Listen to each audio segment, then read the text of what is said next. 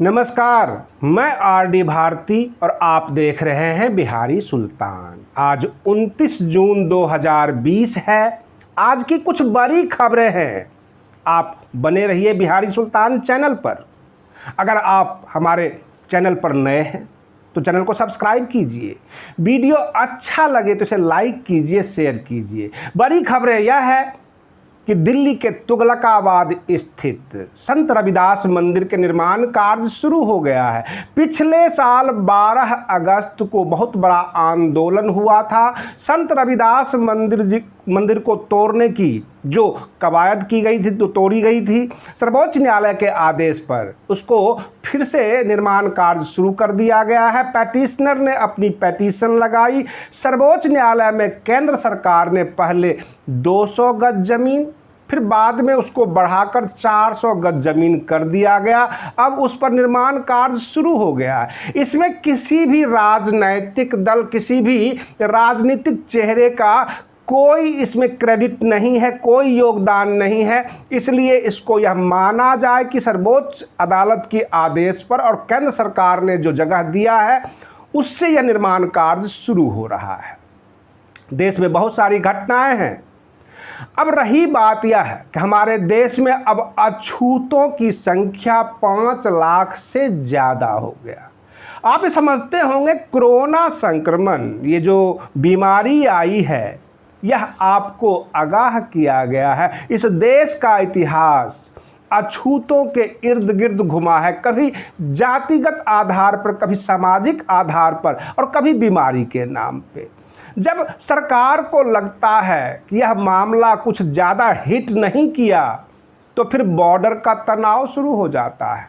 देश में कुछ तथाकथित बड़े बड़े पत्रकार, बड़े बड़े मीडिया पैनलिस्ट समय समय पर टॉपिक्स को चेंज करते रहते हैं। कुछ लोग केवल और केवल भारत चीन की सीमा का तनाव दिखाते हैं, जैसा कि देश भर में कोई घटना ही नहीं हो रही हो। पूरे देश का बहुजन समाज जो 85% अपनी रोजी रोटी के लिए जद्दोजहद कर रही है। आप गांव में जाकर देखिए, खेतों में जाकर देखिए, देहात में जाकर देखिए, वहाँ पर आम जनता कैसे गुजर बसर कर रही है।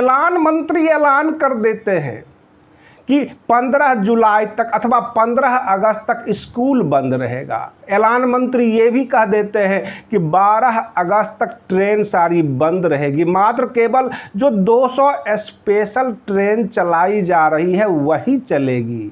कभी देश की जनता की मन की बात नहीं सुनते, अपनी मन की बात सुनाते हैं। देश की जनता परेशान है। रोजी रोजगार तो चला ही गया, आवागमन में समस्या है, महंगाई बढ़ रही है। अगर इक्का दुक्का कहीं पे ऑटो वाला मिल जाता है, बस वाला मिल जाता है तो ज़रूरत से ज़्यादा किराया मांगता है। प्रश्न यह है, यह देश और इस देश का जो लोकतंत्र बना था देश की जनता के लिए। हमारा देश का जो संविधान बना था देश की जनता के लिए। लेकिन संवैधानिक पद पर बैठे हुए लोग एंजॉय करते हैं, उनको देश की जनता से कोई मतलब नहीं। हमारे देश के प्रधान न्यायाधीश नागपुर में जाकर छुट्टियां मना रहे हैं। उनका ट्विटर पर एक फोटो देखा, जो बाइक पर चढ़कर स्टाइलिश तरीके से सैर कर रहे हैं। क्या इस देश की आम जनता के साथ मजाक नहीं है? अगर हमारे देश के प्रधान गॉगल्स लगाते हैं, रंगीन चश्मा लगाते हैं सूर्य ग्रहण देखने के लिए, अगर आप यह समझते हैं आपने जो मत दिया है, जिस नेता को अपना जनप्रतिनिधि माना है, अगर वह नेता एसी रूम में एंजॉय कर रहा हो, एसी गाड़ी से चल रहा हो, अगर आप सड़क पर पैदल चल रहे हो, आपको पानी भी नसीब नहीं, आप पानी की टूटी खोज रहे हो, नल खोज रहे हो, कैसा लगेगा? आपने इस देश में जनप्रतिनिधियों को क्यों चुना था? क्या हमारा देश और हमारे देश का लोकतंत्र जो ढांचा है यह भटक गया है अथवा मुट्ठी भर लोगों के हाथ में आ गया है? आप कई बार देखेंगे, हम भी समाज में घूमते हैं, देखते हैं जाकर, ये गरीब और अमीर की जो खाई है बढ़ती जा रही है। जातिगत जो भेदभाव है वह तो था ही, अमीरी गरीबी का भी भेदभाव है। अगर आप पैसे वाले हैं तो आपकी ऊंची जाति है, अगर आप गरीब हैं तो आप सबसे निचले पायदान पे हैं, आपसे छुआछूत किया जाता है। कोरोना संक्रमण में यह साबित हुआ कि लोगों ने किस तरह से छुआछूत फैलाया है, क्योंकि डॉक्टरों ने तो ये कहा था कि एक पेशेंट से दूसरे पेशेंट तक यह संक्रमण फैलेगा, परंतु डॉक्टरों ने ये नहीं कहा था कि पूरे देश का जो है खिड़की दरवाजे बंद कर देना।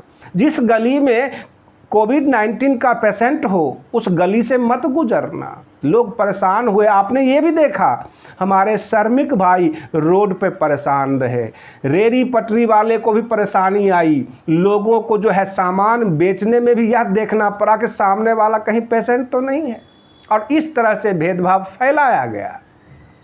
हमारा देश कहीं न कहीं से गलत हाथों में जा चुका है, गलत नेतृत्व के हाथों में जा चुका है। अगर आप अगली बार वोट करने जाएं, चुनाव में जाएं, तो यह सोचकर फैसला लें कि किसको आप वोट कर रहे हैं, किसको आप चुनने वाले हैं। कहीं ऐसा माहौल दोबारा तो नहीं आ जाएगा। आप बने रहिए बिहारी सुल्तान चैनल पर, हम आपके लिए बिल्कुल नई टॉपिक लेकर आते रहेंगे। तब तक के लिए धन्यवाद। जय भीम, जय भारत।